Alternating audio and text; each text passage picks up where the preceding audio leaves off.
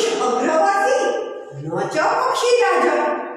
વૃક્ષની ટોચ ઉપર રહે છે પણ વૃક્ષ અગ્રવાસી એટલે વૃક્ષની આગળ અર્થાત ટોચ, વૃક્ષની ટોચ પર રહે છે પણ એ પક્ષીરાજ નથી। પક્ષીરાજ એટલે શું? તો પક્ષીઓનો રાજા।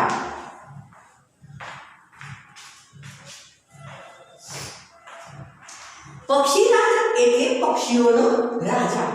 પક્ષીઓનો રાજા કોણ છે? ગરુડ। તો વૃક્ષની ટોચ ઉપર રહે છે પણ ગરુડ નથી। વૃક્ષ અગ્રવાસી ન ચ પક્ષીરાજ। પક્ષીરાજ એટલે ગરુડ અથવા પક્ષીઓનો રાજા એમ પણ કહી શકો। એટલે પક્ષીઓનો રાજા નથી અને કૌંસમાં લખી નાખે કે ગરુડ, અને અહીંયા વૃક્ષની ટોચ પર રહે છે પણ ગરુડ નથી। હવે ત્રિનેત્રધારી જે વસ્તુ છે એ કેવી છે કે વૃક્ષની ટોચ ઉપર રહે છે પણ આપણને એમ કહી દીધું કે ટોચ ઉપર રહેનાર હોય તો ગરુડ હોય, પણ અહીંયા ના પાડી દીધી કે ગરુડ નથી। હવે એમ કીધું ત્રિનેત્રધારી, ત્રણ નેત્રવાળું છે, ત્રણ નેત્રવાળું છે, આંખો, ત્રણ આંખોવાળું છે। ન ચ શૂલપાણી। શૂલપાણી એટલે શું? તો શંકર ભગવાન। શંકર ભગવાનનું એક નામ છે ને શૂલપાણી। એટલે એમ કે છે કે જેને ત્રણ નેત્રો છે એટલે તરત આપણે મગજમાં કઈ પડે કે તો શંકર હોય। તો અહીંયા તો એ પણ કહી દીધું કે શંકર નથી, શંકર ભગવાન નથી। ત્રણ નેત્રો છે પણ તે શૂલ ધારણ કરનાર। શૂલ એટલે ત્રિશૂલ, જેણે ત્રિશૂલ ધારણ કરેલ છે તે એટલે શૂલપાણી। બહુવ્રીહિ સમાસ છે આ, કારણ કે જેણે ત્રિશૂલ ધારણ કર્યું છે તે, તો એ કોણ છે? તો શૂલપાણી એટલે કે શંકર ભગવાન। ત્રણ નેત્રો છે પણ શંકર નથી। તો હજી બીજું કીધું ત્વક વસ્ત્રધારી। ત્વક વસ્ત્રધારી એટલે શું? તો એટલે ચામડાનું જેણે વસ્ત્ર ધારણ કર્યું હોય ને, ચામડું, તો એને કહેવાય ત્વક એટલે ચામડું કહેવાય, અને વસ્ત્રધારી એટલે જેણે ચામડાનું વસ્ત્ર ધારણ કરેલું છે તે। આ પણ બહુવ્રીહિ સમાસ છે, જેણે ચામડાનું વસ્ત્ર ધારણ કરેલું છે। તો આપણને એમ થાય કે કોઈ યોગી હોય એ એવું બધું કરે, તો એ કીધું છે કે ન ચ સિદ્ધ યોગી। તે સિદ્ધ યોગી એટલે કે જે સિદ્ધિ પામનાર યોગી હોય એને સિદ્ધ યોગી કહેવાય। તો એટલે સિદ્ધિ પામનાર યોગી હશે। પણ ત્વક વસ્ત્રધારી અહીંયા તો એમ કરી દીધું કે ચામડાનું વસ્ત્ર ધારણ કરેલું છે પણ તે સિદ્ધિ પામનાર યોગી નથી।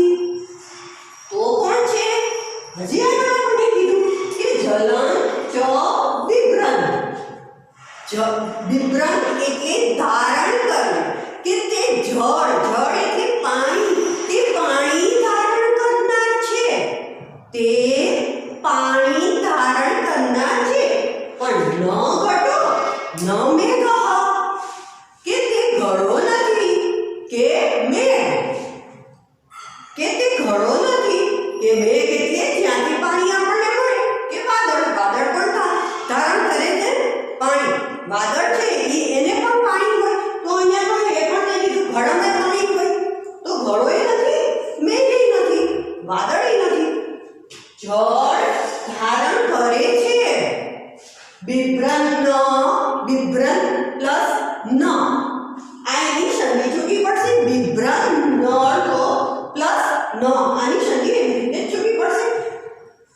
પાણી ધારણ કરે છે પણ ઘડો કે વાદળ નથી, તો એ શું છે?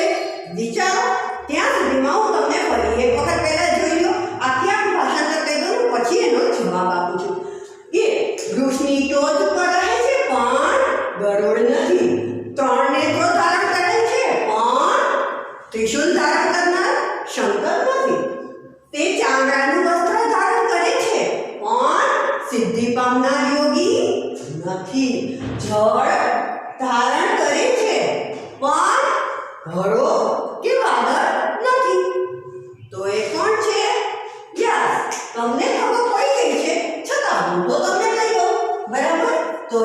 છે નાળિયેર. નાળિયેર બરાબર. તો નાળિયેર છે એ આવું હોય કે વૃક્ષની ટોચ ઉપર એ 3 નેત્રો હોય ને નાળિયેરને જોઈ લેજો. ચામડાનું વસ્ત્ર ઉપર કેવું હોય? જાડું જાડું ચામડા જેવું બરાબર. જલન ચક્ર પાણી તો ધારણ કરે એનાથી પાણી આવે મીઠું સરસ મજાનું. તો આ જે છે એનો જવાબ છે નાળિયેર. હવે બીજું જોઈએ. નર નારી સમુત્પન્ન. નર અને નારી. નર અને નારી.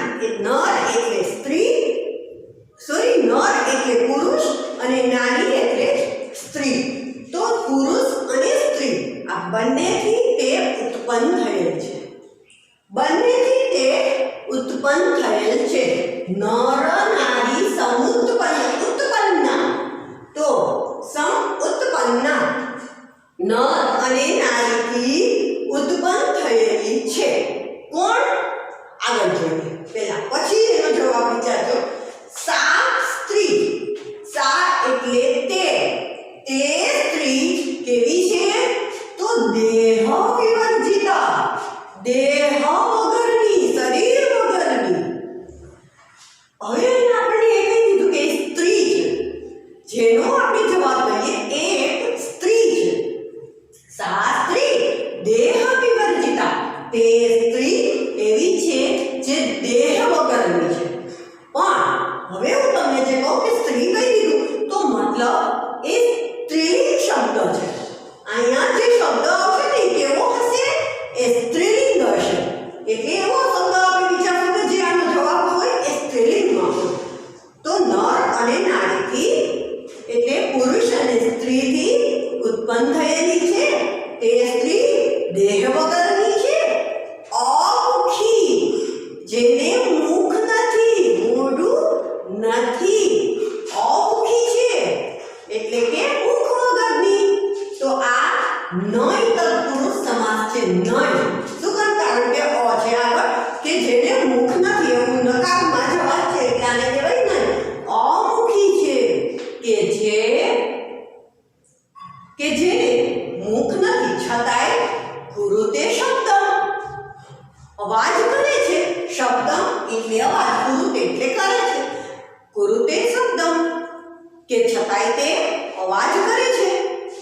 નર અને સ્ત્રીથી ઉત્પન્ન થયેલી છે. તે સ્ત્રી દેહ વગરની છે, મોઢા વગરની છે, છતાંય મુખ વગરની છે, છતાંય અવાજ કરે છે. જાત માત્ર. જાત એટલે જન્મ.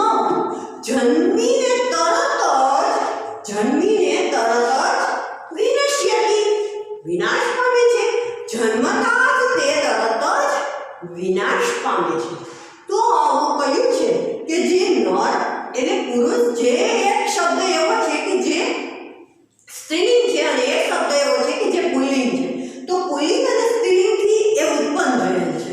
બરાબર. એવા શબ્દ શોધવાના છે. પછી શાસ્ત્રી, તે સ્ત્રી એવી છે કે જે દેહ વગર, જેને દેહ નથી પણ સ્ત્રી એટલે સ્ત્રીલિંગ શબ્દ હશે. બરાબર. અમુખી જેને મુખ નથી, જે અવાજ થતો હોય એમાંથી પણ મુખ નથી અને જન્મતા તરત જ મૃત્યુ પામી જાય. તો આવું શું છે? આ થયું. શું કહેવાય આને? તો આને કહેવાય ચક્કી. બરાબર. તો આનો જવાબ છે ચક્કી કે ચક્કી. આ નર, અંગૂઠો એટલે પુલ્લિંગ થયું તો નર, અને આ સ્ત્રીલિંગ એટલે નારી કે જેને કહેવાય આ બંનેથી એ ઉત્પન્ન થાય. બરાબર. થઈ ગઈ ઉત્પન્ન. પછી શાસ્ત્રી એટલે કે જે શબ્દ છે આપણે ચપટી જે છે એને કઈ શરીર હોતું નથી. ત્યારે આમ તમને એમ કે ચપટી મને મારી સામે લઈ આવો તો આપણે ચપટી વગાડીને બતાવી શકીએ, પણ એને સામે ઉત્પન્ન ન કરી શકીએ. એટલે કે છે કે દેહ વગરની, શરીર વગરની છે. અમુખી, એને મુખ નથી પણ શબ્દ તો કરે છે, અવાજ કરે છે અને જન્મતા તરત મૃત્યુ પામી જાય છે કે આ બતાવી દીધે તરત મૃત્યુ. તો અહીંયા આનો જવાબ રહેશે ચપટી. ચાલો હવે આપણે ત્રીજું જે છે તો જો કૃષ્ણમુખી, ન માર્જારી, બિલાડીને બીજું કેવું હોય એનો સમાનાર્થી શબ્દ હોય તો બિડાલો એ પણ શબ્દ છે, પણ અહીંયા શબ્દ વાપરેલો છે માર્જારી. માર્જારીનો આ સમાનાર્થી શબ્દ છે બિડાલો. બિડાલો એટલે બિલાડી, માર્જારી એટલે પણ બિલાડી. હવે જો કૃષ્ણ એટલે કાળું, મુખ એટલે મુખ, કાળા મુખવાળી છે, એનું મુખ કેવું છે? કાળું છે. તમે જે આની અંદરનો શબ્દ જે છે, આનો જે જવાબ છે એ તમે જોશો ને તો એનું મુખ કાળું છે. તો આપણે એને મુખ કાળું એટલે કોણ હોય? તો જે બિલાડી છે તેનું મુખ હંમેશા કાળું હોય એટલે એ હોઈ શકે, પણ તે તો નથી. બિલાડી નથી. દ્વિજીહવા, બે જીભ વાળી છે, તેને બંને સાઈડ બંને જીભ છે, પણ નચ સર્પી, પણ તે સાપ નથી. સાપને બે જીભ હોય અહીંયા તો એમ કીધું કે એ પણ નથી. પંચ ભરતા, પાંચ ભરતા એટલે કે પતિ, પંચ એટલે પાંચ, પાંચ પતિઓ વાળી છે. તો હવે પાંચ પતિઓ વાળી કોણ છે? તો આપણને ખબર છે કે દ્રૌપદી છે, જેને આપણે પાંચાલી શબ્દ પણ વાપરીએ છીએ, કારણ કે એ પાંચાલ દેશમાં એનો જન્મ છે. પાંચાલ દેશ એની રાજધાની છે એટલા માટે. તો એ રાજધાની એટલે આપણે એને પાંચાલી કહીએ. તો હવે અહીંયા તમે કહી દીધું કે પાંચ પતિઓ વાળી છે, પણ પાંચાલી નથી એટલે કે દ્રૌપદી નથી. હવે આપણે જો આને સાંભળીને આપણને એમ થાય કે દ્રૌપદી શબ્દ હોય તો એ પણ નથી. તો જો ફરી કયું કીધું કે કાળા મુખવાળી છે પણ બિલાડી નથી, બે જીભ છે પણ શર્પીલી નથી એટલે કે સાપ નથી, પાંચ ભરતા, પાંચ પતિઓ વાળી છે પણ પાંચાલી નથી એટલે કે દ્રૌપદી નથી. તો હવે યો, યો એટલે જે જાણનારી, જે જાણે છે. સહ તે પંડિત, તે વિદ્વાન છે, તે પંડિત છે. આ ત્રણ વસ્તુ જાણી અને જેને આનો જવાબ ખબર પડે કે આ વસ્તુ શું છે તો એ તો આપણે કીધું કે વિદ્વાન છે. તો ચાલો કોણ વિદ્વાન છે મને બતાવો. તમારામાંથી કોણ જવાબ આપી શકે? હા, આનો જવાબ એક જ હોઈ શકે. યસ, કે કલમ અર્થાત બોલપેન. આપણે જે કહીએ ને બોલપેન, જેને કહેવાય કલમ. તો કલમ એનો જવાબ છે. હવે આપણે જવાબ કઈ રીતે જોઈએ તો ચાલો. કૃષ્ણમુખી, તમે કોઈ પણ બોલપેન છે એનું આગળનું એક મોઢું સેજ જુઓ કે જ્યાંથી એ પોઈન્ટ ઉપરથી જ્યારે લખાય છે તો એ કેવી છે? કૃષ્ણમુખી એટલે કાળા મુખવાળી છે. હા, બે જીભ છે. હા, ઘણી પેન એવી આવે છે ને કે આ બાજુથી પણ લખાય, આ બાજુથી પણ લખાય છે ને, તો બે જીભ વાળી છે. બરાબર. પંચ ભરતા એટલે કે પાંચ પતિઓ વાળી એટલે કઈ રીતે થશે? તો જુઓ, અમારા હાથમાં માની લો કે એક બોલપેન છે અને હવે હું એને લખું છું તો 1 2 3 4 ને 5, પાંચે પાંચ આંગળીઓનો ઉપયોગ થાય છે. પાંચે પાંચ આંગળીઓનો ઉપયોગ થાય છે. પાંચ આંગળીઓ મારી જે છે એ પાંચ પતિઓ છે એના કે જેણે એને પકડી રાખી છે એટલે એ પાંચ પતિઓ વાળી પણ પાંચાલી નથી. એ કીધું આપણે તો જાણી ગયા કે કયું છે, બરાબર છે કે કલમ છે. તો ચાલો હવે આપણે ચોથા પહેલા લેખામાં જઈએ, ચોથા ઉખાણા તરફ જઈએ. બરાબર. ચાલો બાળકો, મજા આવે છે ને ઉખાણા સાંભળવાની. તો હવે આપણે ચોથું જોઈએ. દંતેહીનઃ, જેને દાંત વગરની, દાંત નથી. દંતે, દંતે એટલે દંત એટલે દાંત થાય, દાંત હીન હોય એટલે વગરની, દાંત વગરની છે, દાંત છે જ નહીં. છતાં શીલા પક્ષી, શીલા એટલે પથ્થર અને પક્ષી એટલે ભક્ષણ કરી જવું, ખાઈ જવું કે પથ્થરો ખાઈ જાય છે. અને જેને દાંત નથી પથ્થર ખાઈ જાય છે છતાંય એવું કોણ હશે કે દાંત નથી છતાંય પથ્થર ખાતી હોય? વિચારો. હવે નિર્જીવો, નિર્જીવ છે જેને જીવ નથી, જીવ વગરની છે. નિર્જીવો તો બહુભાષક, છતાંય ખૂબ અવાજ કરે છે. છતાં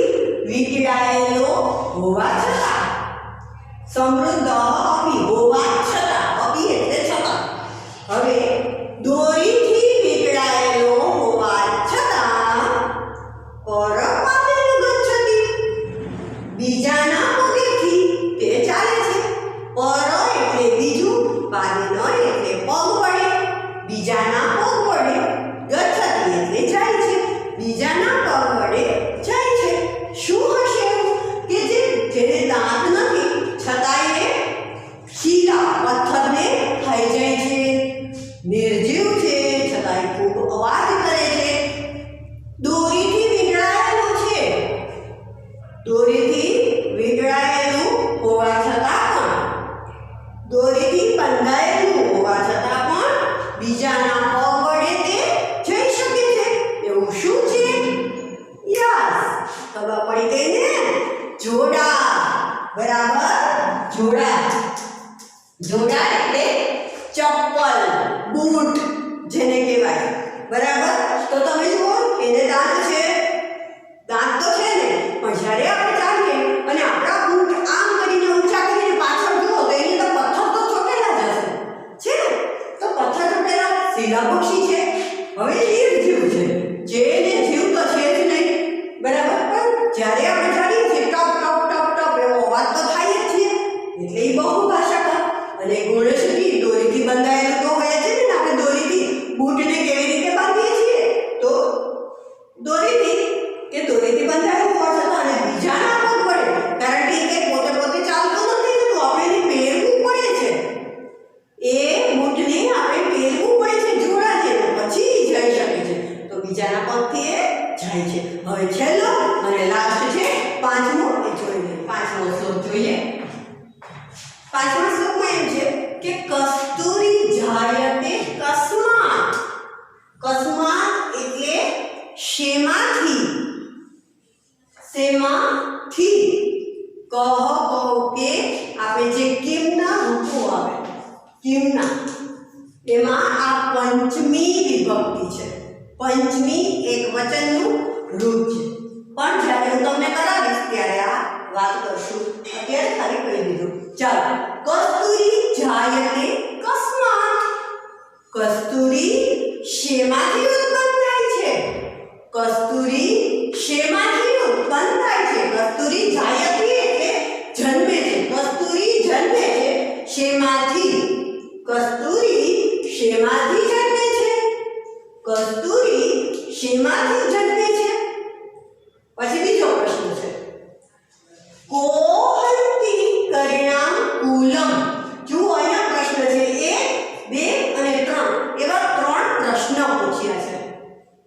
તો પહેલો પ્રશ્ન શું પૂછ્યો કે કસ્તુરી શેમાંથી ઉત્પન્ન થાય છે? બીજો પ્રશ્ન એ કહ્યો કે કોહંતી, કોણ હળી નાખે છે? કોણ હળી નાખે છે? કોને પણ? કરિણામ, હાથીઓના. કરિણામ એટલે હાથી, કરી એટલે હાથી થાય. કરિણામ હાથીઓના બહુવચન. તમે હરિ, ઈકારાંત પુલ્લિંગ. ઈકારાંત હરિ શબ્દના રૂપો મેં તમને કરાવ્યા હોય તો હરિ ઈકારાંત પુલ્લિંગ શબ્દ છે, જેનું ષષ્ઠી બહુવચનનું રૂપ છે. હાથીઓના. ઘણા બધા હાથી અને એમાં પાછળ નોની નુના આવે. મેં તમને કીધું હતું કે ષષ્ઠી વિભક્તિ થાય. કોહંતી, કોણ હળી નાખે છે? હાથીઓના ટોળાને. કુલમ એટલે આખું કુળ, હાથીઓના ટોળાને. કોણ હળી નાખે છે હાથીઓના ટોળાને? જુઓ, પહેલો પ્રશ્ન શું છે કે કસ્તુરી શેમાંથી જન્મે છે? બીજો પ્રશ્ન કહ્યો કે કોણ હળી નાખે છે હાથીઓના ટોળાને? હવે ત્રીજો પ્રશ્ન છે કિમ કુર્યાત, શું કરીને? કાતરો યુદ્ધે, શું કરવાથી? ડરપોક, શું કરે છે યુદ્ધમાં? ડરપોક. કાતરો એટલે ડરપોક. યુદ્ધમાં ડરપોક શું કરે છે? યુદ્ધમાં ડરપોક, કાતરો એટલે ડરપોક લોકો, ભયભીત લોકો. યુદ્ધમાં ડરપોક કેમ એટલે શું કરે છે? યુદ્ધમાં ડરપોક શું કરે છે? જુઓ, 3 પ્રશ્નો. પહેલાનો પ્રશ્ન જુઓ, પહેલો કે કસ્તુરી શેમાંથી ઉત્પન્ન થાય છે? કોણ હાથીઓના ટોળાને મારી નાખે છે? અને યુદ્ધમાં ડરપોક શું કરે છે? 3 પ્રશ્ન પૂછ્યા. હવે ચોથું જુઓ, મૃગા સિંહ પલાયતે. મૃગા એટલે હરણો